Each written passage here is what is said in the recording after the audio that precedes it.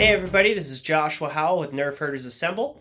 I promise you the whole video isn't like this. I am using my phone. I was having some issues with the camera on my laptop, so I'm just filming this intro on the phone, so bear with me. I am working on some more I Don't Know anime episodes, but in the interim I wanted to do this new segment called My Friend Showed Me Blank. And basically, I've always been the person in my friends group that shows them new stuff, whether it's a indie film or something on streaming or a foreign film or something like that. And sometimes they love it, sometimes they hate me for it. But it's a rarity when somebody I know brings me something that I haven't seen before or haven't heard about. And I wanted to celebrate those cases, and I thought the best way to do that would be to bring them on, interview them, have a conversation with them, and talk about it. Some of these might be things you might know about, and so we'll have spoilers, if it's a big property. Some of them might be titles you haven't heard of. Like tonight's title, we're going to be talking about The Greasy Strangler, which is a 2016 black comedy horror. And I'll be talking to ZOMBILLY or Billy Peck about that. I've known him for a few years. He's a great guy. He's a great personality. He and his wife are two very creative people. She's a director. He's in a lot of podcasts and live content and a lot of music. They're just both really talented people, and I love talking to them about this. But some of these episodes are going to be short. This one's a little longer because it kind of is an interesting story about how it took place for me to get to watch this movie. And I could have edited it down, but it was just a fun conversation. So you can fast forward if you want, but I invite you to stick around and enjoy the convo. So here it is. Hope you like it. Welcome, Billy, to Nerfherders Assemble. Well, I guess this isn't a podcast. It's just like a little side segment I'm doing. But how you doing, man? It's been a long time since I've seen you or heard from you, or well, especially in today's climate. But how you been, buddy? Great. Yeah, I think the last time we saw each other was maybe the Grand Mini Con. Yeah, that might have been it.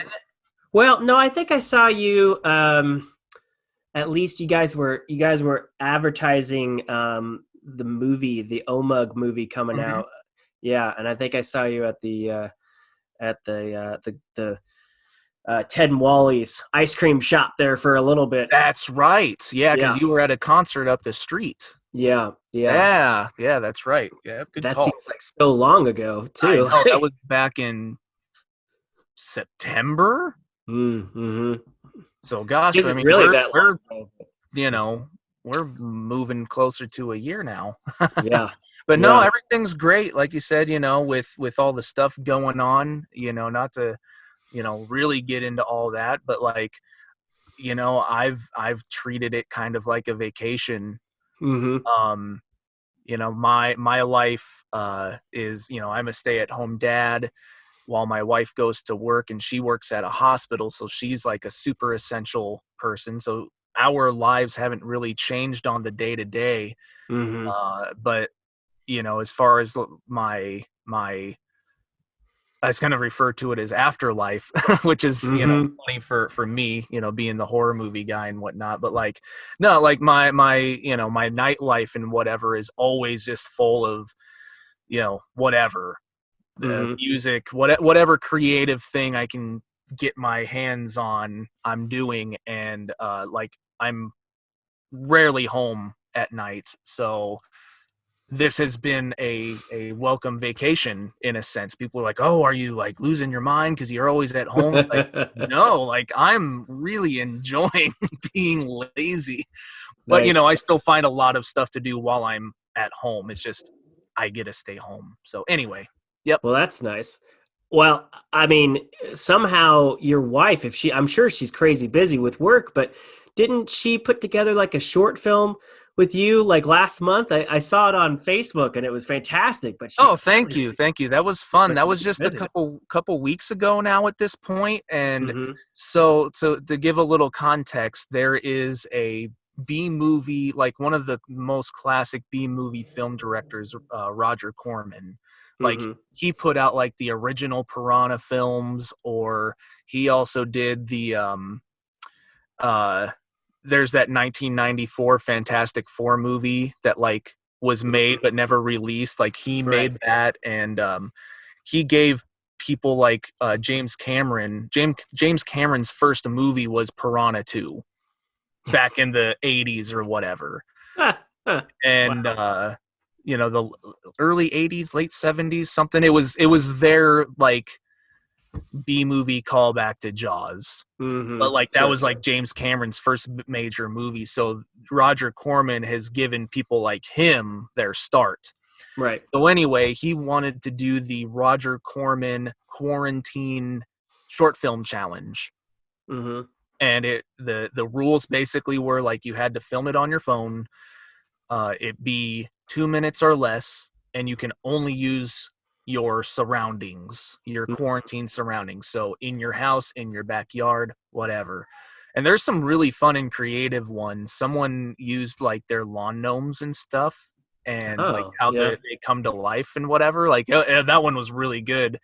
But nice. So yeah, my wife is an independent filmmaker, and we found out about this on like a Thursday or something at like 3:30 p.m. By 5:30 p.m. we were shooting it. By like 10:30 that night, it was like edited and everything. And that's awesome. So yeah, we just did a play on like basically I'm in quarantine. I'm social distancing from everyone. It's in black and white. It's shot kind of artsy. It's all in internal dialogue, and I don't know how long I've been out here, and like it's almost like post-apocalyptic. And then all of a sudden I hear something coming, and it's my son who just wants to play on his swing set, which is where I'm like hiding from everyone. And then it goes into like real life, and anyway, it's a lot of fun. If anybody wants to check that out, just look up How Many Days Roger Corman on YouTube or whatever. And like I said, like 2 minutes long. I wrote some piano parts. I don't even know how to play the piano, but anyway, it was a lot of fun. So yeah, with her still doing her stuff and work stuff and her hours are just weird. But yeah, so still finding ways to be creative and have fun. So well, props to you guys. I really thought that was cool, and Amanda's very talented behind the camera and everything. Let her know. Yeah. Well, you, like you said earlier, you're involved in a lot of things in the normal time. You're a lot of music and a lot of podcasts, but I know you as well as a big horror fan. And I wanted to talk to you for this segment of My Friend Showed Me. Normally I'm showing my friends something, so it's a rarity that somebody introduces me to something that I've never seen. Sure. And the Greasy Strangler is something that I remember us talking about at one point, and then I saw it through a connected tattoo artist of ours. But I want to take the scenic route to get to this point. First of all, I know you to be a huge Teenage Mutant Ninja Turtles fan. Yes. The last time I was over at your house, which was a long time ago, your basement was filled to the brim with turtle stuff. Is that still the case, or has things changed since you've had the kid?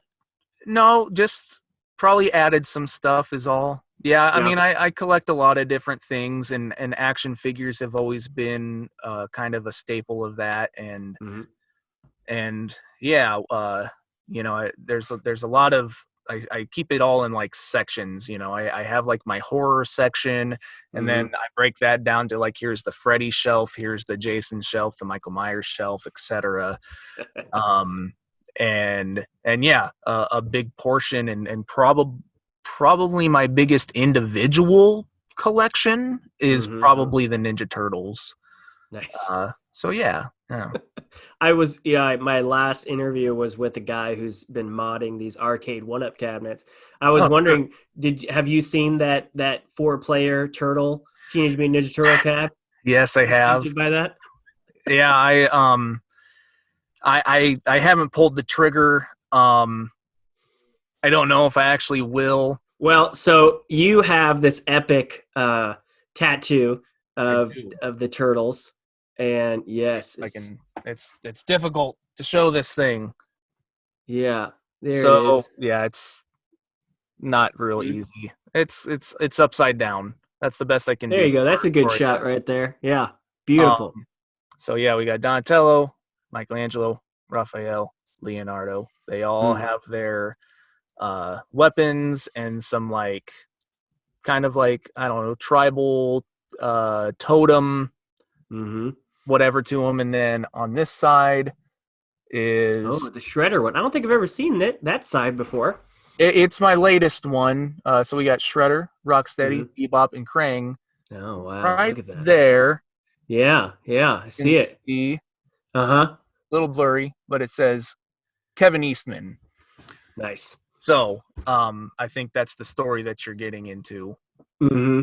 Was at Planet Comic Con, a convention that both of us frequent. He was there the first year that he was there, and I have seen, so his autograph usually just comes with a quick turtle head sketch. And I was like, man, like I've been wanting to get a Ninja Turtles tattoo, haven't really known what to get exactly. And I was like, Hmm. well, if he's so quick at it, done. He's done thousands of them for over 30 years now. Hmm. And so it's like, I wonder if he would be willing to just draw just foreheads, boom, boom, boom, boom, and give them just slightly different expressions. Do it with a Sharpie, and then I'll go to Spike, our tattoo artist, and Hmm. just have him trace it. Sorry if you hear my son upstairs crying. It's You're the fine. time he's sad. But anyway, so I was like, well, what's it gonna hurt? I'll just send an email to his website and see if Hmm. he would be willing to do such a thing. That he takes commissions and whatnot. So maybe if I just give him a warning, like, hey, like if I come up, will you just be able to draw four heads? I'll even pay for each one. It Hmm. doesn't matter, whatever it takes. And he was pretty much just like, well, I'd rather not just, you know, do that. Hmm. Let me just draw something up. And I'm like, what? All right, sure. I can say no to that. Yeah. And and he still charged me, Hmm. and it wasn't anything crazy, Hmm. if you commission artwork, which I'm pretty sure you've done, Yeah. sometimes it can get up there, but it's worth it. You're getting one of a kind art from a known artist. But anyway, he sends this picture back of like what he's been working on, and I'm just like, oh wow, this is incredible. And he's just, yeah, so he does that up, and I'm like, yeah, this is totally okay. And I meet up with him, and he's just an amazing person, and he's just like, yeah, I wanted to, I love tattoo art, and if I wanted to see the turtles in tattoo form and I have a say in it, like this is how I would like to see Ninja Turtle tattoo art. So I'm like, well, that makes it even better, Right. Right. Tons of people have Ninja Turtles tattoo art. Yeah. Um, but like none have what he would design as Ninja Turtles tattoo art. And that's Hmm. where kind of that tribal and totem look comes from. Yeah. So I got it done. Awesome. Loved it. Whatever. And then I had the backside of my arm that I didn't know what I was going to do with. I kind of thought my meeting with him was going to be a one-time deal. And like 2 years later, he was coming back, and it's like, There you go. Yeah. So I reached out one more time, and I was like, don't know if you'd be interested. I would like to finish this tattoo off with the other side. And originally, like the way I was kind of enticing him, or I thought I was just like, you take any character of your choice Mm-hmm. and draw it in the same art style and surprise me. I don't care. I want this to Mm-hmm. be like your project. You always draw the turtles. Draw turtles characters that you would like to draw. And he's Right. like, I've got a lot of stuff on my plate. Just pick who you would like. So then Mm-hmm. I had the conundrum of like, oh man, who do I get? Like, I'd really like Casey Jones. I'd really like Usagi Yojimbo. I'd really like this. I'd like the Rat King. Well, would Rat King really look good as a Right. tattoo? Like, would you be able to pick, like, note out, like, yeah, that's the Rat King? I'm like, I'm going to keep this simple. I'll just go with the 4 main villains. Mm-hmm. Call it good. So anyway, that's that story. Well, it's an awesome story. And I remember when you got that first tattoo, and I was looking for a tattoo artist. And this is the whole point of this for people who are like, why the Yes, hell are we talking about it turtles? all connects, baby. Yeah, so I was looking for a tattoo artist, and you had got that done by Spike over at Dark Arts Tattoo in Yep, Benson, Nebraska. yep, yep. And so around the same time, this movie, The Greasy Strangler, came out. And I remember you talking to me about it in passing. And I'd seen a trailer, and I was like, man, I don't know. I don't know. It's weird. It's Yeah. weird. Well, But I'm you sure we'll told me get that, into the weirdness. yeah, you told me that you liked it, and you're like, hey, by the way, Spike, the guy that you're going to get this tattoo from, he really likes it too. So when I got my appointment with Spike, and I did this Batman skull thing on my shoulder, and while I was in the chair with him when we were getting started, I was like, hey, Billy speaks really highly of you. I love this stuff you've done with him so far, and he even told me about this movie, The Greasy Strangler, that you guys both love. And he's like, oh my God, I love The Greasy Strangler. I own it on vinyl. I love it so much. And I'm like, man, is it really that good? Because this trailer that I've seen, it was just like, it was interesting. And he's like, your tattoo is going to take a minute. You know that, right? And I'm like, yep. He's like, well, we're going to watch this movie while I do the tattoo. So he spent a couple minutes rigging up his phone and like a speaker for me to Mhm. see it, Oh, and nice. kind of put me down in the chair, and I couldn't really move, so So I you're was forced to watch. forced to watch it. And and at that point I couldn't be like, man, I don't know, you got to turn this off, because it's not my typical type of movie. I do No, a lot of no. brand stuff, but it is grotesque, and it's a black comedy horror, and it pushes all kind of levels. But because of you and because of Spike, I witnessed this movie, and Yeah. I am glad I did, because it is such a weird movie. But I have you to thank for this, and I wanted to get your thoughts on the movie as a whole. Well, you know, so I haven't watched this show, but there's like an Adult Swim show called Copland Tales or Oh, something. I know Um, it, but I've never seen it either. Yeah. but so it has some of the same cast, and from what I've heard, it has like a lot of the same sensibilities, or that it Mm-hmm. has the same sensibilities again of another show I've never watched, but has like a Tim and Eric or something like that. Mm-hmm. Um, Mm-hmm. Again, it's just like this really dry, super weird. Uh, I, it's hard to describe. Like the best way, and I still don't think it quite captures it, but the best way that I've kind of broke this down to what it kind of compares to is like if you were to mix Napoleon Dynamite with the original Toxic Avenger film. Oh wow, yeah, that kind of Because works. like Napoleon Dynamite is very dry, very strange sense of humor. Mm-hmm. Not just like outright like laugh out loud like Talladega Nights funny or something. Like Yeah. it's just so weird. And the Toxic Avenger is like just like very oddly violent. Like it's Mm-hmm. unbelievable violent, but violent. Mm-hmm. And like there's like head crushings in the Toxic Avenger, but like you can almost tell that it was like a watermelon that got ran over at the last second. Right. Right. And it's very strange. And if you know those two movies well enough, maybe that gives you an idea of what the Greasy Strangler has to offer. Cranky sometimes. As your father, I forbid you to marry. He sure has a temper on him. He likes to shout. I like to smile. You cheesy old cornball. Imagine me stroking her clitoris with a pink feather. Yeah, that's what I am. I'm a cheesy old cornball.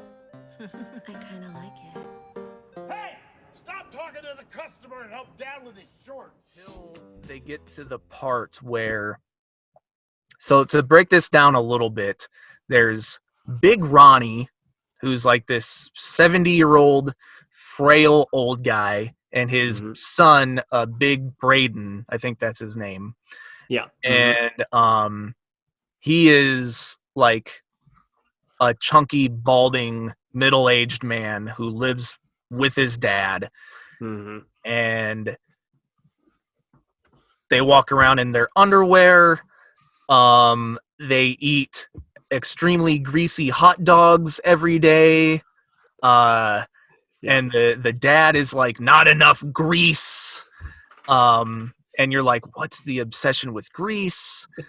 And like, there's fart jokes that go beyond just a fart joke. Like it just, and they give tours. I think it's in Detroit, maybe. They give tours of famous disco places, and you don't know if they're for real or if they're full of it. It's like one of those, like, if you were go to go to Hollywood or something, and they're giving you like the tour of the stars, and it's like the rinky dink, like they don't actually know what they're talking about, and it's not like the one on the big nice bus, and you're just like walking around town. They're like, so this is where this person came up with the title of this song, and you're like, how do you even know that? Well, I know disco. I'll read the description. At least this is from the Alamo. Please. This is for people that haven't seen this. This Los Angeles set tale follows Big Ronnie, like you said, a man who runs a disco walking tour along with his browbeaten son Braden, when a sexy, alluring woman named Janet comes to take the tour. It begins a competition. This is so weird, between the father and the son for her attentions. That was so weird in the movie. And it also brings about the appearance of an oily, slimy, inhuman maniac who stalks the streets at night, strangles the innocent, and is soon dubbed the Greasy Strangler. Flush your expectations down the toilet because you have never seen a slasher film or a father-son comedy like this before. That is a great description. And yeah, it kind of touched on some of the stuff I said, but so much better than I would. And yeah, like, and like within the first like 5 minutes, you know, the son is waking up the dad, and like the dad just out of nowhere is just like, I bet you think I'm the Greasy Strangler. Like, it's like, there's no context to it. He's like, oh, whatever, Dad. You're not the Greasy Strangler. You know, you're a BS artist. That's the one. It's like the most famous quote. Like, and that's the censored version. But you, BS artist. I call bullshit on that. Bull artist. Dry humor and just gross, like, violent killings, and it's absurd. It is crazy. One of the people here that reviewed it said it's a welcome oasis of filth, depravity, and shock that carries a playfulness that should inspire glorious what the fuck huzzahs from all. So, I mean, it's so bizarre. And the Toxic Avenger is perfect because it's gross and it's violent, and some of the kills, the Greasy Strangler is killing someone just because they annoy the crap out of him. Yeah, and some of them just because they're not lucky. And he's got at the end of the night he goes and doesn't he get like washed down by like a blind car wash guy or something? Yeah. So like, because he's the Greasy Strangler, and like, trust me, like, if you're worried about like spoiling it or whatever, like, even if we tell you everything about the movie, watching it, whether you like it or not, which is fair either way. But it's not like anything you've really seen. Like, yeah, won't be prepared. you can put some comparisons in there, but it's such its own thing. And yeah, so he's the Greasy Strangler, and he's just covered in like after, like, you know, if you pour out like bacon grease or whatever, and like it sits there for a couple days before you throw it out, and it becomes like that white grease, like that's what he's covered in, and it's just nasty. Naked, covered in that. Yeah. Naked, yes. Obscene.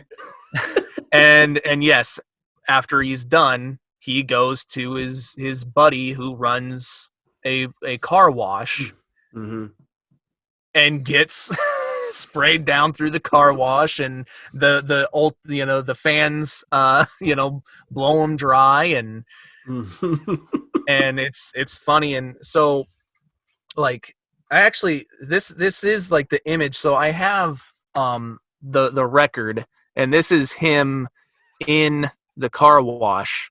Thank you for censoring that for everybody. But yes, he's a big guy. He's a weird looking guy.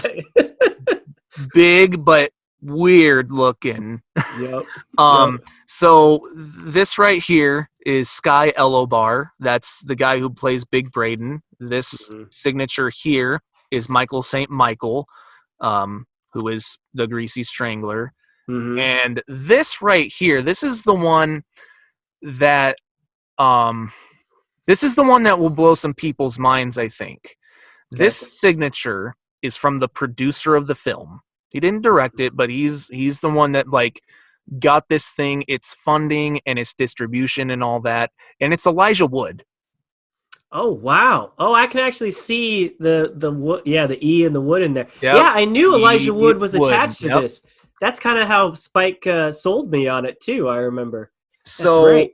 Elijah Wood, ever since he, like, you know, kind of finally broke out of his, like, child actor, Lord of the Rings thing and all that, like, he works as a producer on a lot of films. He has his own company. I can't remember what it is right now, but he wants to put out, like, it's not your typical Hollywood type. He wants to put out stories that don't typically get the funding or notoriety that sometimes they deserve.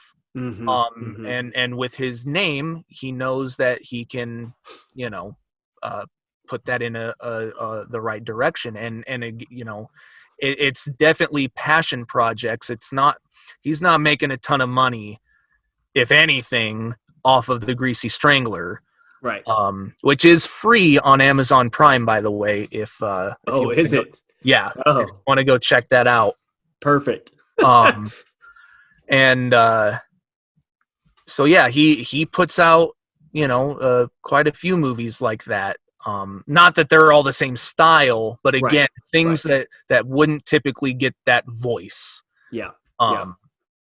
You know, I totally forgot about this angle because, I remember thinking that was so crazy. And then I started digging into his other stuff, and he puts out a lot of variety of kind of darker content. And sometimes he stars in it. And I mean, you'll get, he does mainstream stuff, like, you know, he was in Sin City. I remember he was like the serial cannibal killer in Sin City. And everybody was like, oh, wow, he went from The Hobbit to that. Right. And then he did a remake of Maniac. Maniac.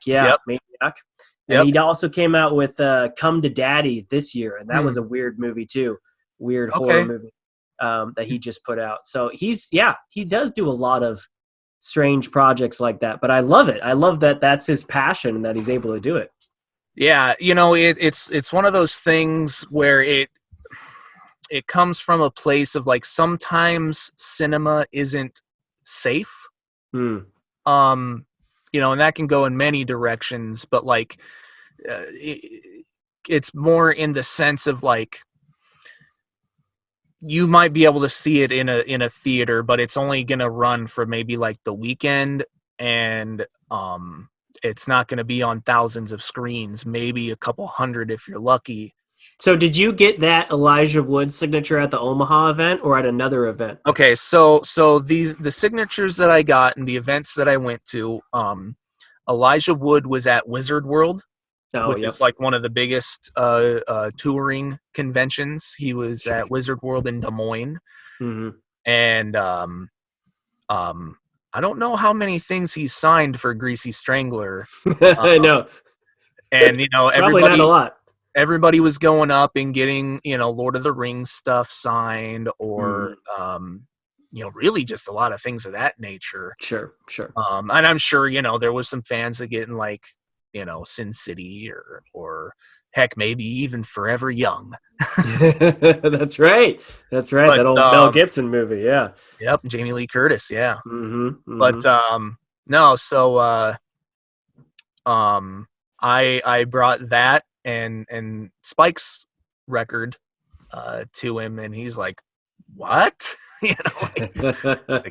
And he's like, "I don't even know how to sign this. Stay greasy." And then I was like, "Oh man!" Like it popped in later. Is like I should have told him to sign like Lord of the Grease or something. Oh yeah. But anyway, like it was cool because like those are long lines. Wizard World is very corporate, sure, when it comes to fan interactions and stuff, and they not that the celebrities are being rude or anything, but it's a lot of people, and it's usually like make it quick, and he he wanted to have a conversation.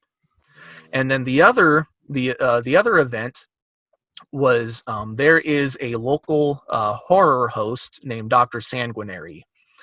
Much like, Elvira or Vampira back in the day, or Chicago has Svengoolie. Those are some of the popular ones. But Omaha has always had Dr. Sanguinary. And him and his team are big fans of the movie. And they wanted to do something special. And somewhere else in the United States, there was this Greasy Fest. Oh, really? And apparently it was just like, I think it was like ill-attended. The stuff that you got, like part of the VIP package, was like nothing special. It was just very much like a small group of fans put this thing together, and it didn't quite turn out the greatest from what I've been told. So they wanted to do their own version of that. And the hope is if it did well, maybe we could do this once a year or something, and bring in different cast members or whatever. And the plan was they wanted to show it. They showed it at a small theater in town called Westwood Cinema 8. And they were just going to bring in Michael St. Michael, whose real name is actually Michael Rappaport. Nice.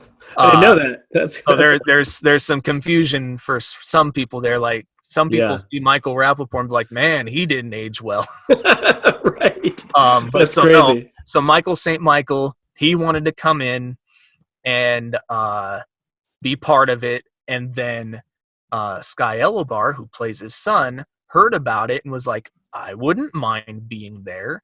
That's awesome. It made it like an even bigger event, and it was very DIY, very word of mouth. And it was basically just like fans have to let other fans know. It was a great time, and that's where I got my my record signed. Nice. Well, I had planned to be there. I was going to expose my friend Brian to this film and I just wanted to see the shock on his face when he saw that.